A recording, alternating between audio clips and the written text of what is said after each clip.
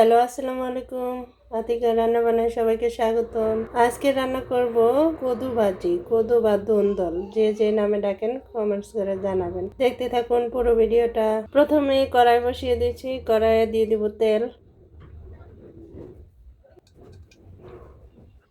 তেলটা গরম হয়ে এসেছে, এখন দিয়ে দিব পেঁয়াজ কুচি, মরিচ কুচি।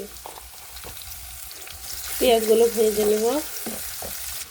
পেঁয়াজগুলো ভাজা হয়ে এসেছে, এখন দিয়ে দেব ছোট চিংড়ি মাছ দিয়েই কদু ভাজি করব।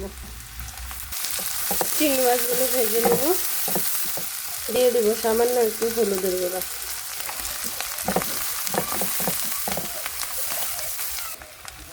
চিংড়িগুলো ভাজা হয়ে গেছে, এখন এর মধ্যে দিয়ে দেব কদু।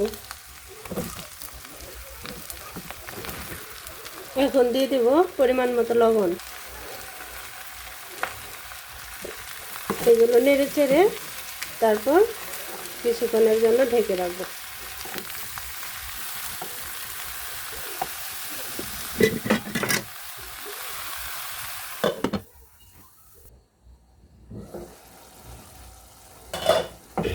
মাঝখানে নাড়াচাড়া করে দিব একটু, প্রায় হয়ে এসেছে।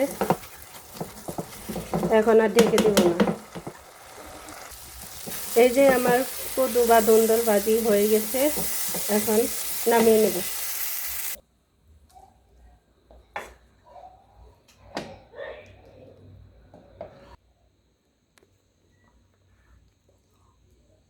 এই যে ভাজি হয়ে গেছে ফাইনাল। সবাই ভালো থাকবেন, আল্লাহ হাফেজ।